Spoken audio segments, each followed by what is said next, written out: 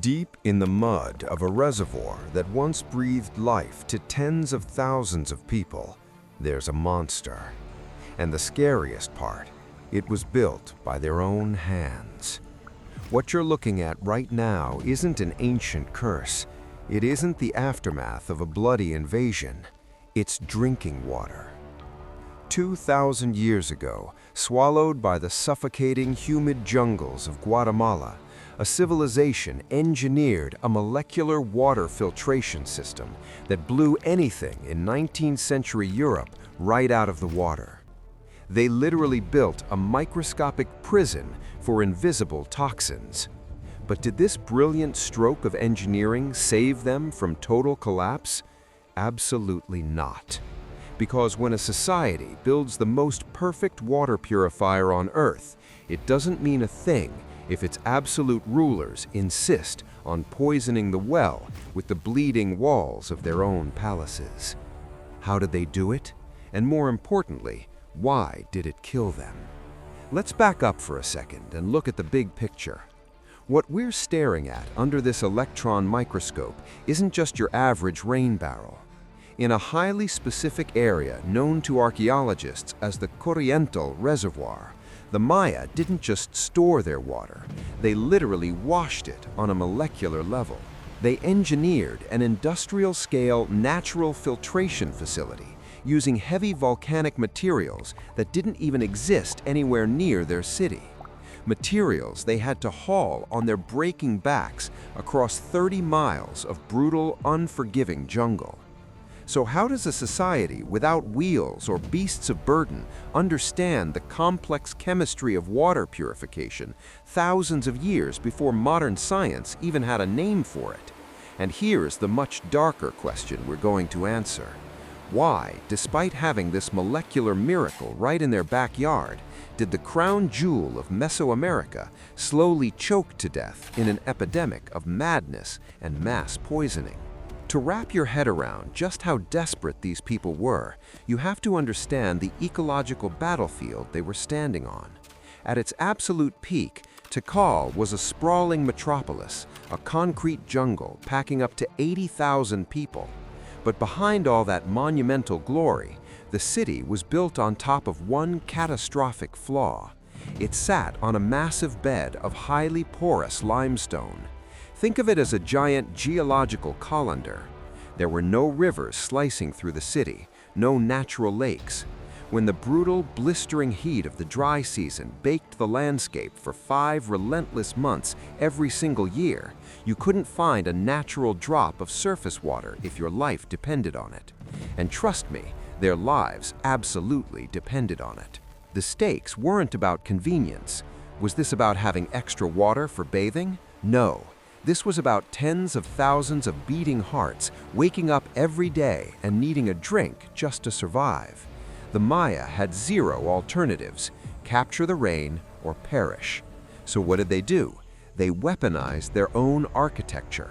They literally paved their entire urban landscape, every massive plaza, every sweeping roof, every stucco courtyard, into a colossal funnel specifically pitched to catch and aggressively direct every ounce of rainfall into massive hand-dug clay-lined reservoirs.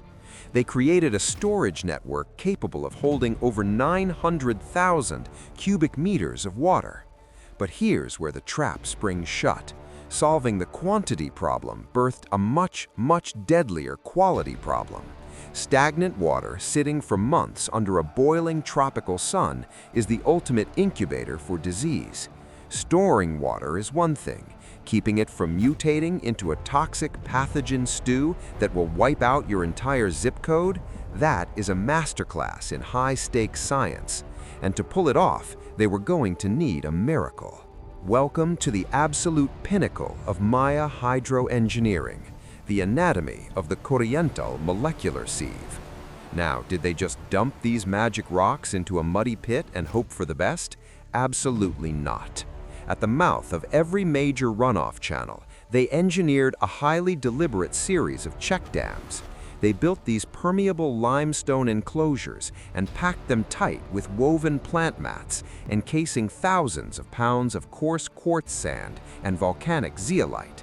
Think of that coarse quartz as a heavy-duty bouncer at the door.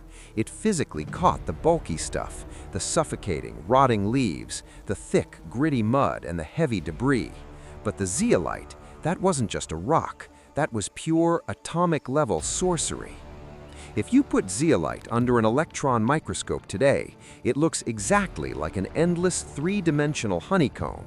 And those microscopic tunnels aren't just empty space, they're loaded with a powerful negative electrical charge.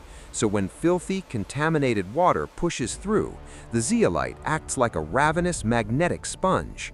The water molecules slip right through the crystalline lattice, smooth as glass, but heavy metals, toxic nitrogen compounds, and deadly microbes get sucked against the walls of the honeycomb and locked in a microscopic prison forever.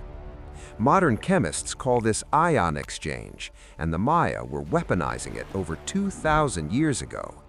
And here is what makes this blueprint so mind-bending. You couldn't just dig up this super mineral in Tikal's backyard.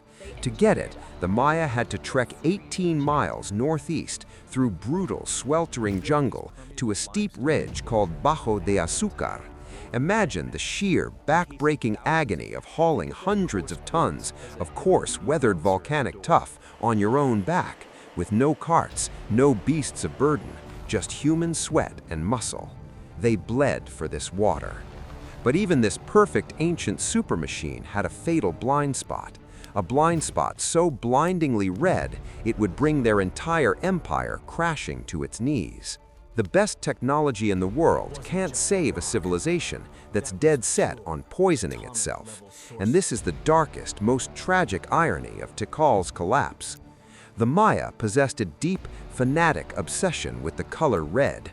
To them, red wasn't just a color, it was chulel, the sacred, universal soul force that lived inside human blood. To mimic the blood of the gods on Earth, they plastered their royal palaces, their ceramics, and their massive temple floors with tons of brilliant vermilion pigment called cinnabar. But outside of mythology, cinnabar goes by a much more clinical name, mercury sulfide. For hundreds of years, every blistering tropical rainstorm battered those majestic painted walls, slowly washing that heavy, toxic pigment away.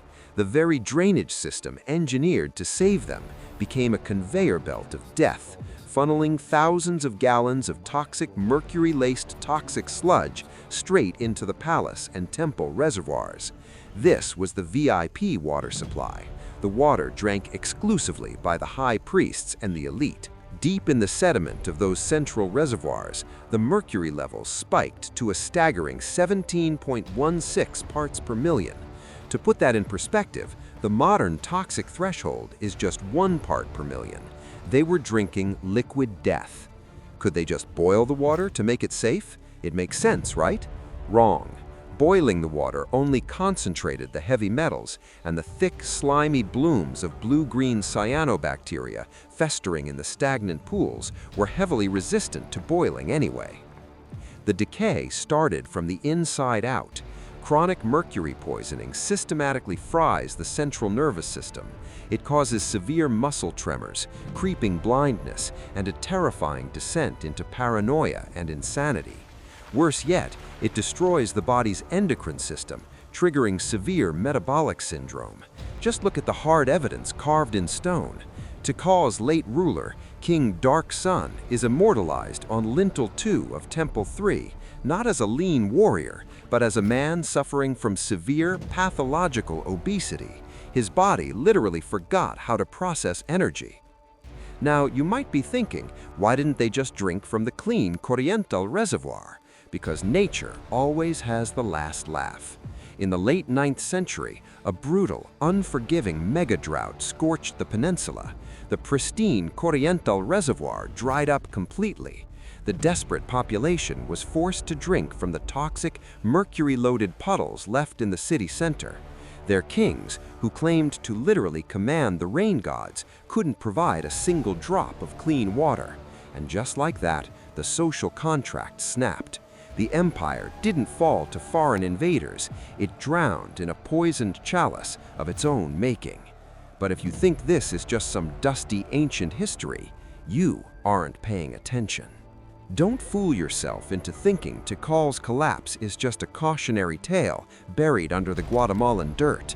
Environmental scientists literally call this ancient catastrophe the Mayacene, proof that human beings have always had the supreme capacity to industrialize our own extinction.